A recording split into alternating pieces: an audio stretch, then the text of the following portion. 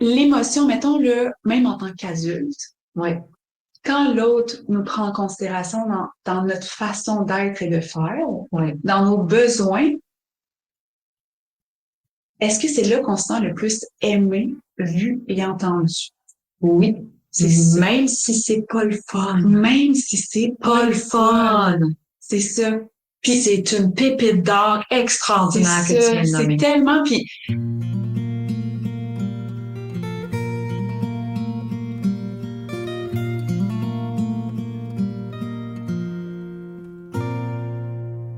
Bonjour les parents! Alors, nous voici pour un nouvel épisode de notre balado SOS Dodo. percevoir le dodo au-delà des stratégies. Et aujourd'hui, Karen, on va parler de quelque chose de nouveau, dans le sens où on a tendance, puis c'est ça que le balado sert, à mettre en lumière les petits pépins qu'il y a autour du sommeil. Puis là, aujourd'hui, j'aimerais ça redonner au sommeil, c'est une lettre de noblesse. Donc, c'est toi qui as amené le sujet, hein? On va nommer Oui, je les comprends ce que tu veux pépites dire. d'or qu'apportent un bon sommeil. Oui. Pour se connecter à une belle motivation, right? Oui, tout à fait. Alors, je me présente, je suis Brigitte Langevin, experte en éducation au sommeil depuis près de 25 ans.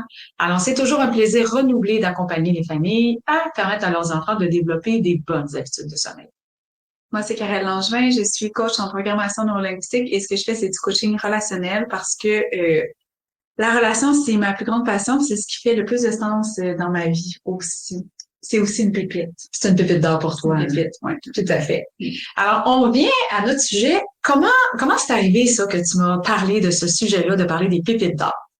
Ben, c'est que j'ai croisé un homme qui est un papa depuis 1 an où je travaille au centre d'escalade. Puis là, on s'entend bien. Au fil du temps, je connais sa blonde aussi. J'étais assez à l'aise pour lui poser une question un peu plus personnelle. Puis là, je lui ai dit, comment vous avez fait pour vous adapter à votre nouvelle réalité? C'est parce que moi, je les ai connus avant qu'il y ait un bébé. OK. C'est pour rétablir l'équilibre dans le couple, surtout, là, mais dans les amis, nanana.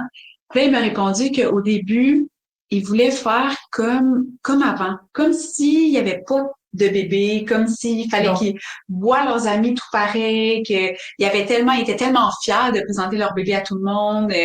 Il avait peur, en fait, ce qu'il me dit, c'est qu'il avait peur de perdre leur relation. Avec sa compagne. Non, qu'il avait peur de perdre leur relation d'amitié. Ah, Il a OK. commencé par là. Et parce que maintenant, il y avait un bébé. OK. Puis qu'il y avait une certaine routine à la maison maintenant, nouvelle, surtout pour le sommeil de bébé. OK. Puis que, ben oui, la réalité, finalement, ils ont compris que c'était pas la bonne stratégie. Tu sais, là, c'était difficile parce que le bébé dormait pas finalement. Parce qu'il sortait beaucoup, parce qu'elle a magasiné, parce qu'il faisait Ben, comme pas il faisait magasiner, avant. mais au sens où, oui, il voulait pas, il avait tellement peur de perdre ce qu'il y avait avant OK. que ils se sont dit, ben, tu sais, on va juste le rentrer dans le moule. Tu sais, la OK. rentrer dans le moule parce que c'est une cocotte, ça. OK. Donc, la rentrée dans leur mode de vie à eux, comme quand il n'y avait pas d'enfant. Oui, c'est ça, exactement. OK. Il y a beaucoup de parents qui font ça, j'entends cette stratégie-là beaucoup, puis Oui. tout le monde fait ce qu'il veut. Mais là, ils se sont rendus compte que c'était pas la bonne stratégie parce que c'était difficile à la maison. OK. Surtout par rapport au sommeil. OK. Donc, en conservant le même mode de vie, ils se sont rendus compte que leur bébé dormait de moins en moins. Ouais, C'est ça? ils dormaient pas bien. OK. C'est ça. Puis c'est ça. Puis là, ben là, finalement, ils m'ont dit qu'il y avait eu de l'aide. Puis j'étais comme, oh, c'est qui? Puis là, ils ont dit que c'était toi. Puis là, j'aurais dit, ben, je suis sa fille. Puis on fait comme, oh my God! Donc, c'était vraiment drôle comme moment. Fait on a continué à parler de ça. Puis il m'a dit, à un moment donné, il a dit, puis tu sais, mettons pour la relation avec ma blonde, mais il dit, tu sais, quand ton enfant dort, c'est pas vrai que t'as plus de temps OK. pour le couple. OK. Première pépite d'or. Ouais. Puis là, j'étais comme, oh, ouais. Il dit, ben, tu sais, quand il couchait à 6h30, 7h, là, tu sais, je sais Ouais. pas, là, 7h, mais après ça, t'as toute la soirée avec ta blonde.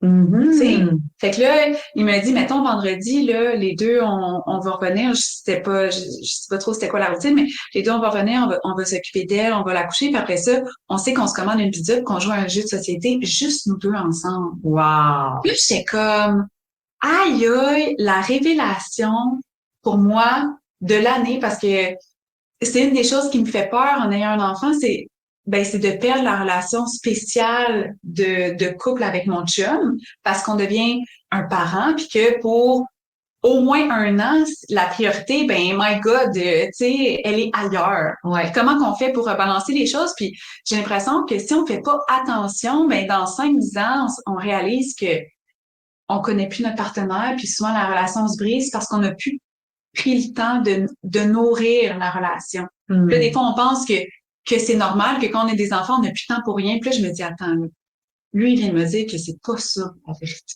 C'est ça. J'ai tellement trouvé ça beau, conscient et soulageant. OK. Tu sais?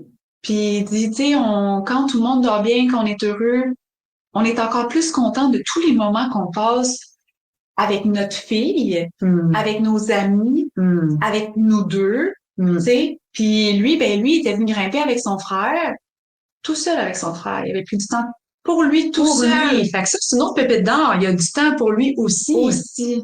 Ouais. Aussi. Ouais, c'est ça. Puis je pense que c'est ça qu'on a de la misère. Mais en tout cas, j'ai l'impression, mettons, je me mets à la place d'un parent que la difficulté à faire endormir son enfant parce que c'est dur de l'entendre pleurer, puis là qu'on se dit oh mon Dieu, c'est le bout de la merde, tu sais, c'est difficile être parent, c'est pas le fun, t'es fatigué, tu déprimes. C'est ça, puis quand on est fatigué, mais souvent on voit beaucoup noir. Oui, tu sais, on voit pas la pépite d'or que l'autre bord de l'inconfort qu'on est en train de traverser, alors que il y en a toujours. Toujours. Puis je trouve ça important qu'on en parle parce que souvent, on sait pas à quoi se raccrocher dans ces moments-là. C'est ça. Puis on s'imagine aussi, parce que des parents qui prennent contact avec moi puis qui me disent, je pensais que c'était normal que la première année, t'aies plus de vie parce que ton bébé, il fait pas ses nuits, puis les siestes sont pas bêtes, l'entrée en garderie, c'est difficile. Donc, la première année,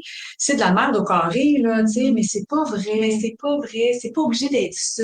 Puis, tu sais, Puis là, c'est drôle, hein? Mais je te salue, là. Tu sais qui tu es, là. Si jamais ta blonde ou toi écoutez le podcast, je vous salue les deux. Ça a été vraiment une conversation précieuse, là, pour moi. Puis, ce qu'il a dit, c'est que c'était lui qui avait le plus de misère. Qu'est-ce que tu veux dire? Entendre sa fille pleurer. Ouais, c'est le papa le plus sensible des deux. Ouais, c'était lui le plus sensible. J'ai posé la question. OK. Parce que moi, je sais pas c'est qui, hein, je les replace pas. Non, tu ne sais pas c'est qui. Ouais, c'est ça. Je sais pas c'est qui. Mais, il m'a dit c'est lui le plus sensible, mais il dit, tu sais, il est en témoin qu'avec sa blonde, puis il regrette tellement pas. Puis il dit, tu sais, ça a pas été long, là. Puis là, on a parlé de la règle des 3 nuits. En plus, on venait d'enregistrer l'épisode, fait que je trouvais ça vraiment intéressant à parler. Puis ouais, il dit, tu le regrettes pas. C'est tellement beau ce qu'il y a après. C'est tellement beau ce qu'il y a après. Ouais.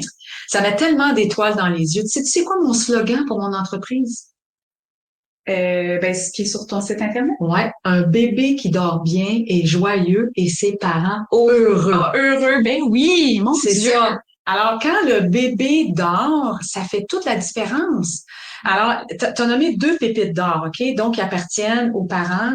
Alors, ils retrouvent une vie de couple. Ils retrouvent leur connexion à eux en tant qu'homme et en tant que femme. 100%. Il y avait une vie avant d'être un couple, puis il y avait un couple avant d'être une famille. Puis ça, c'est précieux parce que je te le cacherai pas, dans ma relation avec ton père, c'est ça qui s'est produit. On a tellement voulu créer une famille qu'on s'est oublié. Puis à un moment donné, tu te reconnais plus, tu sais même plus qui est l'autre. Ouais, 100%. C'est pas la faute. Non, de personne. Non, c'est pas la faute de personne, c'est pas la faute des enfants, c'est pas la faute des adultes, c'est pas la faute des parents. Tu sais, c'est que on n'a pas été assez conscient pour réaliser ça. Ouais, mais c'est juste que aussi on en a la responsabilité. Au sens où c'est normal que si on met une relation de côté, que cette relation-là commence à ne plus être aussi joyeuse qu'avant, parce qu'elle est moins nourrie. Là, c'est ça. C'est sûr que si on arrête de manger, à un moment donné, notre corps, il va faire comme, hey, je pense que là, j'en aurais besoin de nourriture à un moment donné. C'est tout à fait pour moi. Ouais. Alors, tu connais-tu la règle des 2-2-2? Tu m'en as parlé à un moment donné. Oui. Mais rafraîchis-moi la mémoire. Alors ça, c'est pour moi qui l'a créé, la règle des 2-2-2. En fait, c'est justement pour que le couple ne se perde pas en cours de route, mais ça prend des enfants qui dorment, OK? Ouais. Si t'as pas d'enfants qui dorment. Alors, la règle du 2-2-2, c'est à toutes les 2 semaines, une soirée de couple. À toutes les 2 mois, un week-end de couple. Puis à tous les 2 ans, une semaine en vacances de couple. Ah, c'est extraordinaire. Moi, je trouve ça extraordinaire. Ouais. Alors, c'est important, c'est précieux. Puis tu sais, dans certaines familles que j'accompagne, à chaque semaine, chacun des deux parents a sa soirée. Oui. Oui. Sa soirée où est-ce qu'il sort avec ses amis, où il reste chez eux, puis il joue à des jeux ordinateurs, où elle papote avec une amie, tu sais, puis qu'elle n'a pas la responsabilité de l'enfant si elle est à la maison. Mais encore mieux, tu vas prendre un verre avec une copine, tu jases, lui, il va faire d'autres choses, une autre journée, puis la fin de semaine, ben c'est du temps de famille. Et ça fait que tout le monde est content de pouvoir... C'est gagnant-gagnant des deux côtés, au sens où le parent qui va, mettons la mère va prendre un verre avec ses copines puis sa soirée de filles, ben ça l'offre du temps de qualité au papa avec l'enfant. Mais oui. Pour qu'ils développent eux une relation de qualité, parce que oui, c'est le fun, la dynamique familiale, papa, maman avec bébé ou enfant, mais d'avoir la possibilité de pouvoir créer un lien unique d'un parent à l'enfant. Une autre pépite d'or. C'est tellement une pépite d'or. Alors, le parent dont l'enfant ne dort pas bien, il veut pas rester tout seul. Quand l'autre arrive de travailler, c'est comme je te le donne s'il est en congé parental. S'il est pas en congé parental, ben c'est la chicane de qui va aller coucher l'enfant parce que ça se passe pas bien. Puis là, c'est comme, c'est pas vrai que toi, tu vas te payer du bon temps. Par moi, je suis à la maison avec mon enfant qui dort pas bien. Écoute, fait que cette pépite d'or-là, de pouvoir laisser ton enfant à l'autre parent. Elle est après. C'est ça, faut que l'enfant dorme bien pour que toi, tu puisses partir la tête tranquille. Après, 100%. C'est ça. 100%. Là, on a nommé 3 pépites d'or qui concernent les parents. Y a-t-il des pépites d'or, tu penses, par rapport à l'enfant? Ben oui, c'est sûr qu'il y en a. Il y en a. Oui, c'est sûr. Un enfant qui dort bien, c'est quoi? C'est les pépites d'or que toute la famille va aller chercher.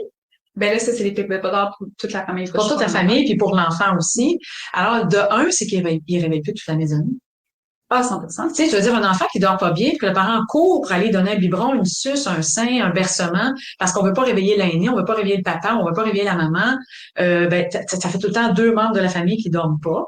Tandis que si tu fais un processus d'apprentissage pour de bonnes habitudes de sommeil, ben, tu gagnes une pépite d'or que tout le monde dort la nuit. 100%.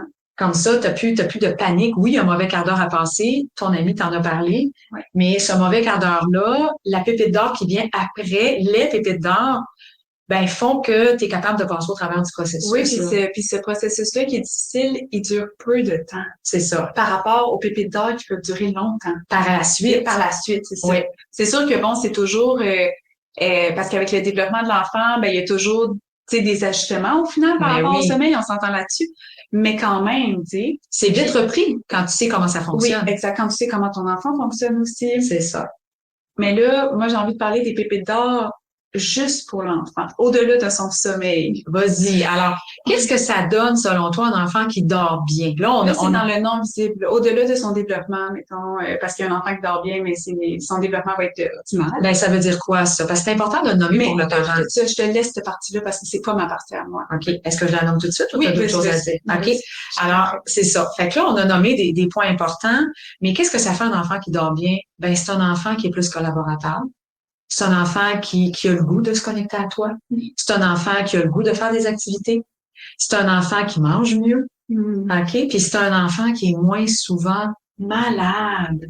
Oh my God! Hey, ça! C'est le mois, on arrive dans les mois d'hiver qui s'en viennent, là, si vous l'écoutez en septembre. Juste l'automne, hein? Juste l'automne. Juste l'automne! Ouais. Je veux dire, un enfant qui a la guédine au nez, là, du mois d'octobre au mois de mars, là, ben, il y a fort à parier qu'il dort pas suffisamment autant la nuit que le jour. Aïe, merci de dire ça. Fait que le plan de la santé, oui, tu as le plan du développement moteur, motricité fine, langagier, sociabilité, qui va être beaucoup plus facile, mais tu as la santé. En fond, c'est ça, c'est que un organisme qui est reposé, ben son système immunitaire va avoir plus d'énergie. Mais il est plus fort. Ouais, c'est ça. Il est plus fort. Puis c'est la nuit que le système immunitaire fait sa job. Il faut que tu dormes pendant ce temps-là. Si tu passes une partie de la nuit à manger, à boire, à être hyper vigilant parce que tu n'es jamais à la même place quand tu te réveilles, t'as pas de qualité de sommeil. Ouais, c'est ça. Si t'as pas de qualité de sommeil, ben ton système immunitaire peut pas faire sa job. Puis là, dans la journée, t'es plus fragile à toutes les petites bactéries qui traînent partout, là. Right. Même si nos milieux de garde sont aseptisés puis ils font de leur mieux, ils peuvent pas tout enrayer les bactéries, puis c'est pas souhaitable. C'est normal, mais non. C'est pas souhaitable. Donc, inévitablement, ben, ton petit coco qui dort pas suffisamment, ben, il attrape tout. Fait que ça veut pas dire, bien entendu, qu'un enfant qui dort bien ne sera jamais malade. Non. Ben, c'est comme ça aussi que le système immunitaire se développe. Ben oui, il faut qu'il soit entouré de toutes sortes de petites maladies d'enfance qu'on dit infectieuses, qui fait qu'il vient se bonifier. Alors, c'est pas vrai qu'il sera pas jamais malade. Mais par contre, ça va être beaucoup plus facile, il est plus joyeux. Puis, tu sais, les parents, c'est souvent, moi, les parents, c'est ce qu'ils me disent le plus, là. Je pensais pas que mon enfant pouvait devenir calme comme ça, mais pas calme plate, là, calme vivant.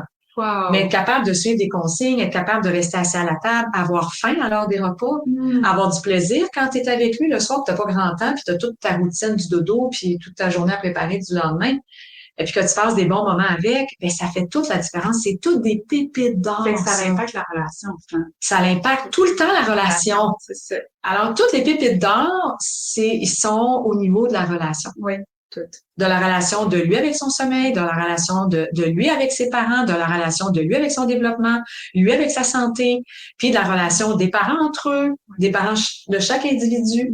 Donc, les pépites d'or sont nombreuses. C'est ça qui demeure, comme tu l'as dit tantôt, la motivation de faire en sorte de s'engager. 100%, 100%. De s'engager à aller dans cette direction-là parce que, ben, c'est quoi les stratégies qu'on va prendre? Puis un jour, on va parler que des stratégies, mais il y a tellement de stratégies. Alors, on veut voir de l'amélioration. Puis notre but, c'est, tu sais, les parents qui me disent, oui, il se réveille à 5 heures le matin comme son père. Non! Pas comme son père, il se réveille à 5 heures le matin parce qu'il est trop fatigué à 5 heures, c'est la nuit. Ah, c'est ça. Et là, ben, il grogne, puis il est pas content, ou il devient déjà hyper actif. Il y a un parent qui me disait, ben, il est pas fatigué le matin, on descend pas pour jouer au hockey. Alors, voyons, qui c'est qui est en forme le matin à 5 heures pour jouer au hockey? Ben, un enfant épuisé qui doit tirer d'énergie qu'il n'a pas, il est sur l'adrénaline puis le cortisol. Ouais.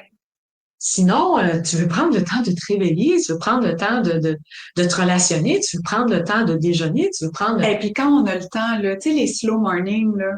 C'est quoi ça, des slow morning? Ben, c'est les matins où t'es pas obligé de mettre de cadran, que tu te réveilles parce que tu te réveilles. Comme la fin de semaine? Ouais, ben, c'est pas même pas des fois la fin de semaine où j'ai des cadrans, là. Okay. Fait que les slow morning, pour moi, sont tellement précieux parce que c'est les matins où, ben, j'ai le temps de lire dans mon lit mon roman si je veux. J'ai le temps de pouvoir déjeuner à l'heure que j'ai envie. C'est le temps de pouvoir passer du temps mais avec mon amoureux le matin sans avoir à nous presser. Du temps juste avec moi-même aussi. C'est le temps de faire pas comme d'habitude, de faire plus lentement. C'est tellement précieux. On est tellement habitué de mettre des cadran. Ouais, c'est ça. Go. Alors, les slow morning avec des enfants reposés qui viennent te rejoindre dans le lit, mais qui sont pas en train de chigner puis de demander un paquet d'affaires parce qu'ils sont trop fatigués, parce qu'il faut les stimuler, parce qu'ils veulent pas tomber endormis. C'est le fun, ça, le dimanche matin. C'est le fun. C'est là, ça. je veux revenir à mon point important. Vas-y. Ouais, que je voulais pas oublier.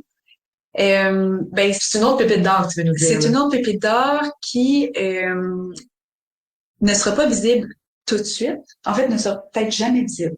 Hey, mon Dieu, tu piques ma curiosité. Mais qui est vraiment, vraiment importante dans la programmation émotionnelle d'un enfant pour moi. Programmation émotionnelle. Ouais, ben dans les schémas émotionnels qu'un enfant se construit. Se construit, OK. Avec l'aide de ses parents qui l'encadrent. Ouais, c'est ça. Mais c'est super inconscient, là, ça reste vraiment dans l'inconscient. C'est que dans le fond, un enfant qui dort bien, ça veut dire que son parent a pris en considération ce qu'il avait besoin pour bien dormir. Right. Qu'est-ce que tu veux mettre en lumière ici? Ce que je veux mettre en lumière ici... Est-ce que je te vois venir? Ouais, c'est ça. Ce que je veux mettre en lumière ici, c'est que des fois, plus on enregistre des podcasts, plus j'en apprends, là, tu sais. Ouais. Puis plus je comprends qu'il y a quand même un fait conducteur dans les familles où c'est dur le sommeil pour les enfants. Puis je me dis que souvent, on va vouloir contourner les pleurs. Ça revient tellement souvent à vouloir contourner l'inconfort que ça nous fait vivre d'instaurer une routine qui est pas notre premier instinct. Tu sais, parce que, mettons, le couple dont je parle, que j'ai croisé au Crux, ben clairement, ils ont fait différent que qu'est-ce qu'ils faisaient ou qu'est-ce qu'ils pensaient qui était bon, puis nanana. Puis ils ont vu que ça donnait des bons résultats parce que tu sais, quand tu dis ramener la cohérence pour l'enfant, que l'enfant, parce que c'est, tu sais, il pourra pas le dire, il pourra pas vous dire merci, tu sais, à ce moment-là, tu sais, il peut pas faire ça.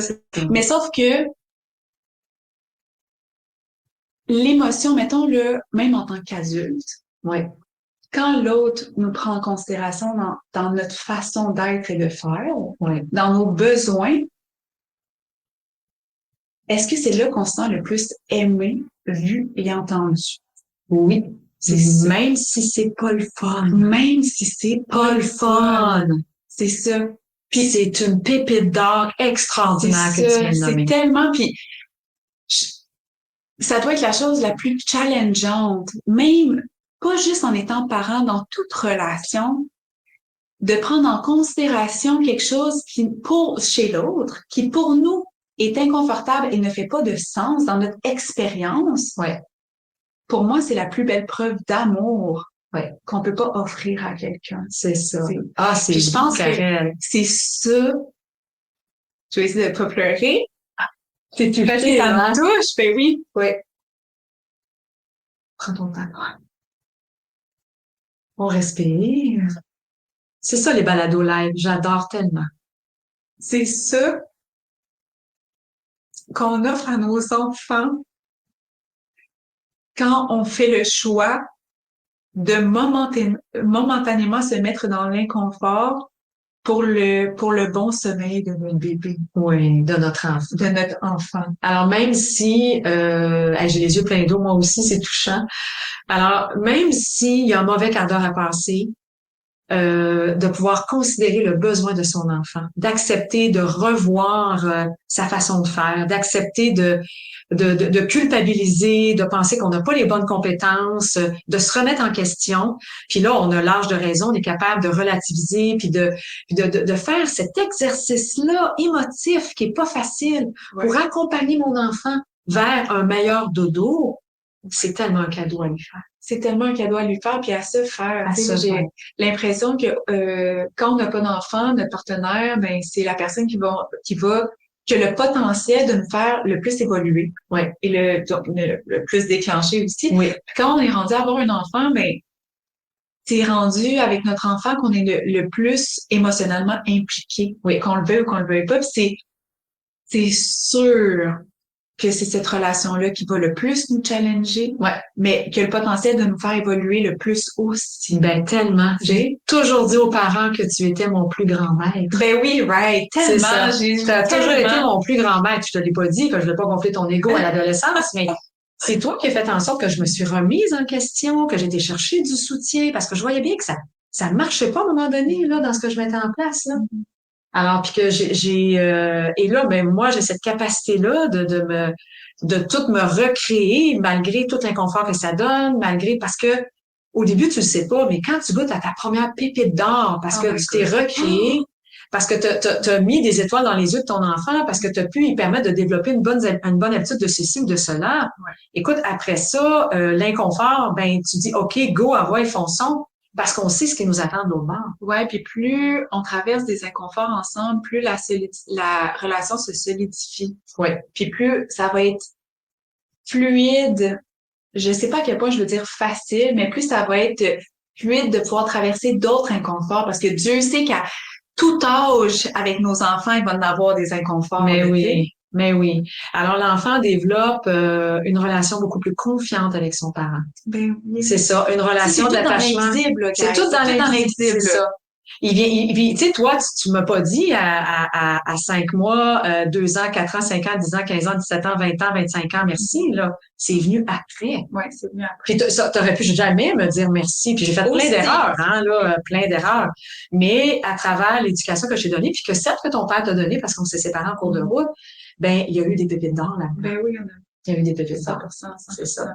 Puis là, tu sais, il faut pas vous taper sur la tête parce que là, mettons que vous êtes dans ces moments-là où que votre enfant dort pas puis que c'est difficile. Faut pas penser que vous allez non plus, tu sais, faut pas non plus penser qu'on brise notre enfant. Non, c'est pas ça du tout. C'est pas ça du tout. C'est juste souvent, on a l'impression du contraire. On a l'impression que si on fait en sorte que notre enfant pleure plus, ben que peu importe s'il dort ou pas, tu sais, ben que c'est ça qui va faire en sorte que notre enfant va plus nous aimer parce qu'on, tu sais, c'est ça, c'est juste de déconstruire certaines associations qu'on a construites qui sont peut-être pas les plus au service, non, les plus ni du sommeil, ni d'une relation, ni de la relation, mais on est tellement pris dans une société où est-ce qu'il y a de la désinformation, surtout par rapport aux pleurs, qu'on a l'impression que plus mon enfant est souriant, plus je suis un bon parent. C'est sûr. Mais qu'est-ce que je suis en train de développer chez cet enfant-là? Qu'est-ce que je suis en train de co-créer comme relation? C'est ça. Quelles Associations aussi que je suis en train de faire avec lui. Ouais. Alors, parfois, quand je veux vraiment que tout le processus puisse m'amener vers quelque chose de mieux, ben, il y a un mauvais quart d'heure à passer. Ouais. Mais cette pépite-là, la pépite de l'autre côté. elle vaut plus que de l'or. Elle vaut plus que de l'or. Ah oui, c'est ça. Ouais. Ah, c'est touchant, Karel. Vraiment touchant. Je suis contente qu'on en ait parlé. Ben oui, ben oui. Ton sujet. Karel m'apporte de temps en temps certains sujets. Celui-là, tu me l'avais amené peut-être 2-3 semaines. Ouais. Fait que je l'ai mis à l'ordre du jour. Je me suis dit que ça va être intéressant de pouvoir parler aux parents parce que certains parents, présentement, qui nous écoutent, qui sont en détresse. Ah, c'est sûr. Sont en détresse, sont découragés, se sentent impuissants, des mauvais parents. Puis pourtant, c'est tellement pas le cas. Ben non. Tu sais, je veux dire, aussi, c'est qu'on apprend sur le tas. Mais oui. Tu sais, ben, quand on apprend, mais rarement c'est parfait.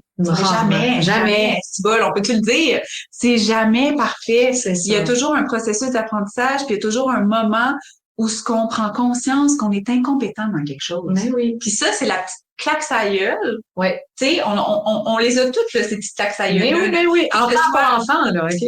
Que ça soit juste apprendre à conduire manuel. Tu sais, une niaiserie. Mais peu importe, on comprend consciemment que, oh, jusqu'à présent, j'avais pas cette compétence-là. Ben, des fois, c'est difficile. Ouais. Puis à accepter. C'est juste à prendre un peu plus d'effort parce que, ben, tu sais, c'est comme quand un enfant apprend à marcher, il tombe en tabarouette. Mais oui. Et il est pas en train de se taper sa tête en disant, mais mon Dieu, j'ai pas la compétence de marcher, je suis pas bon, ça a pas d'allure, personne va m'aimer. Pas du tout, c'est ça qui est beau chez l'enfant.